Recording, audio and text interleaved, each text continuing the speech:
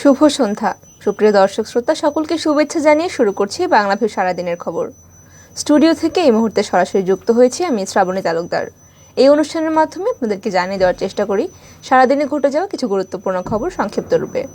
প্রথমেই জানিয়ে দেব বৃহত্তর সিলেট বিভাগের বিভিন্ন খবর। হবিগঞ্জের শায়েস্তাগঞ্জে মাজারের পুকুরে ভেসে উঠল সেই বালু শ্রমিক কদর আলীর মাথা। খবর পেয়ে পুলিশ ঘটনাস্থলে পৌঁছে দেহহীন মাথাটি উদ্ধার করেছে। রবিবার সকাল 10টার দিকে উপজেলার ঐতিহ্যবাহী দাউদনগর বন্দেগী শাহ সৈয়দ দাউদ রহমতুল্লাহি আলাইহির মাজারের গজার মাছের পুকুর থেকে এই মাথাটি উদ্ধার করা হয়। বিষয়টি নিশ্চিত করেছেন শায়েস্তাগঞ্জ থানার ওসি অজয় চন্দ্র দেব। তিনি জানান, শনিবার সকালে হবিগঞ্জের মাছলিয়া খোয়াই নদীর পাড় থেকে মাথাবিহীন একটি মরদেহ উদ্ধার করা হয়েছিল। পরে সেই মরদেহটি শহরের ইনাতাবাদ জঙ্গলবহুল এলাকার কদর আলীর বলে নিশ্চিত করেছেন তার স্বজনরা। এরপর থেকেই মাথা উদ্ধারের অভিযান চালাচ্ছিল পুলিশ। সকালে স্থানীয়রা শায়েস্তাগঞ্জের ওই মাজার থেকে মাথাটি দেখতে পায় এবং পুলিশকে খবর দেয়। পুলিশ গিয়ে তা স্বজনদের মাধ্যমে নিশ্চিত হয়ে মাথাটি উদ্ধার করে। নিহত কদর আলী খোয়াই নদীতে বালু উত্তোলনের শ্রমিক হিসেবে কাজ করতেন বলে জানা গেছে। সিলেটের জৈন্তাপুর উপজেলায় ট্রাক ও মোটরসাইকেলের মুখোমুখি সংঘর্ষে ঘটনাস্থলে একজন নিহত হয়েছে এবং হাসপাতালে নেওয়ার পথে আরও একজনের মৃত্যু ঘটেছে। এই ঘটনায় আরও একজন গুরুতর আহত অবস্থায় ওসমানিয়া হাসপাতালে চিকিৎসাধীন রয়েছেন। খবর পেয়ে পুলিশ ঘটনাস্থলে গিয়ে হতাহতের লাশ উদ্ধার করে দুর্ঘটনা কবলিত যান দুটিকে জব্দ করেছে।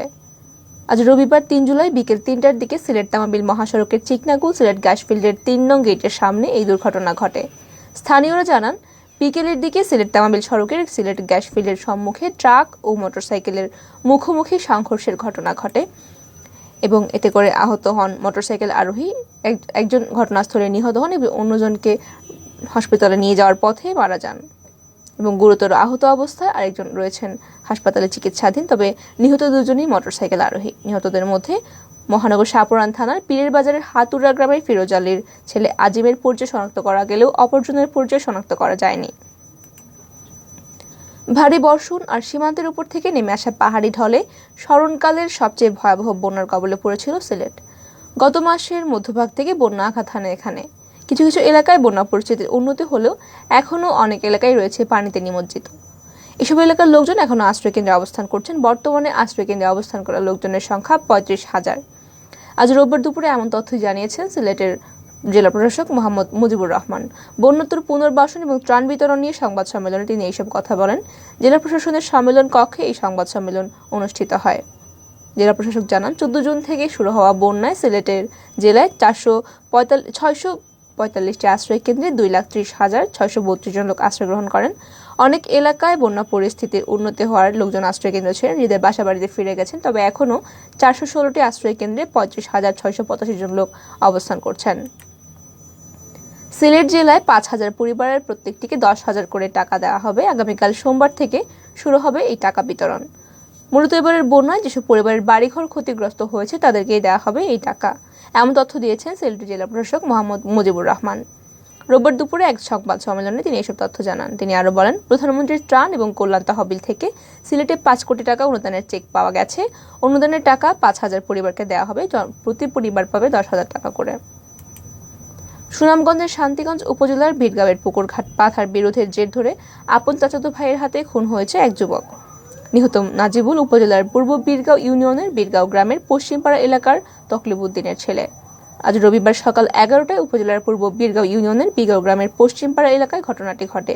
জানা যায়, রবিবার সকাল 11টায় পুকুরঘাট বাধা নিয়ে এলাকার আপন চাচাতো ভাই নাজিমুল ও শেপুল মিয়ার মধ্যে ঝগড়া হয়।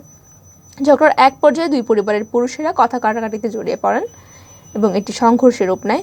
দেশীয় অস্ত্রে এলোপাথারি আঘাতে নাজিবুল নামে এই যুবক গুরুতর আহত হয়। স্থানীয়রা তাকে উদ্ধার করে হাসপাতালে নিয়ে যাওয়ার সময় কর্তব্যরত চিকিৎসক তাকে মৃত ঘোষণা করেন। এবারে জাতীয়। দেশে ভোক্তা পর্যায়ে তরলীকৃত পেট্রোলিয়াম গ্যাসের দাম আবারও বেড়েছে।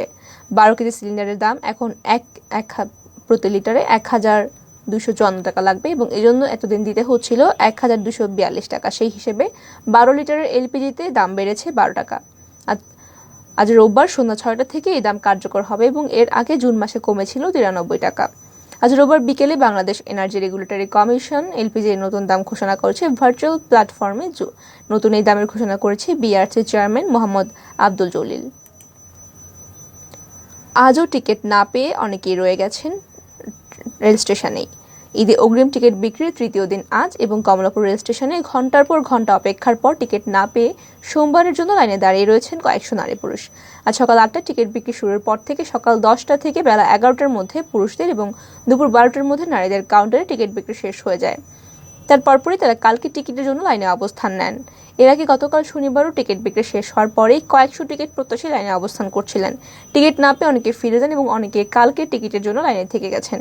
আজ থেকে যাওয়ার মধ্যে অনেকেই খেলে বা বিভিন্নভাবে সময় কাটাতে দেখা গেছে। বেলা 1:15টার দিকে দেখা যায় নারীদের লাইনেও রয়েছেন 35 জন। তারা কালকে টিকিটের জন্য আজকে লাইনে দাঁড়িয়েছেন। নাম না প্রকাশ করার শর্তে এক নারী বলেছেন, আজ ভোররাত 4টায় তিনি এসেছিলেন, টিকিট না পেয়ে এখনও তিনি রয়ে গেছেন এবং এখন চলে গেলে কালকে টিকিট পাবেন না, তাই রাতে তিনি স্টেশনে অবস্থান করবেন বলে জানা গিয়েছে। যুদ্ধাপরাধের অভিযোগে আন্তর্জাতিক অপরাধ ট্রাইব্যুনাল মৃত্যুদণ্ডপ্রাপ্ত পলাতক আসামি KM আমিনুল হক ওরফে রজব আলীকে গ্রেফতার করেছে র্যাব। গতকাল শনিবার রাজধানীর কলাবাগান থেকে তাকে গ্রেফতার করা হয়। র্যাব জানায় 1971 সালে মহান মুক্তিযুদ্ধের সময় হত্যা, গণহত্যা, অপহরণ, আটক, নির্যাতন এবং লুটপাট সহ মানবতা বিরোধী বিভিন্ন অপরাধের অভিযোগে আমিনুল হকের বিরুদ্ধে 2014 সালের 5 নভেম্বর আন্তর্জাতিক অপরাধ ট্রাইব্যুনালে 7টি অভিযোগ করা হয়।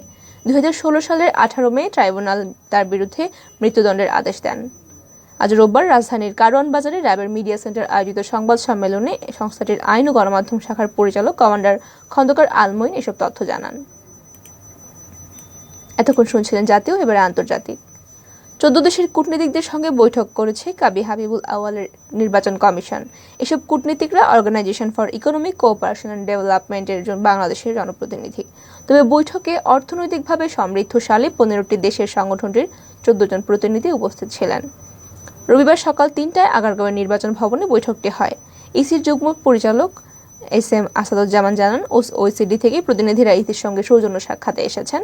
জানা যায় 15 সদস্যের প্রতিনিধি দল আসার কথা থাকলেও বৈঠকে উপস্থিত ছিলেন 14 জন।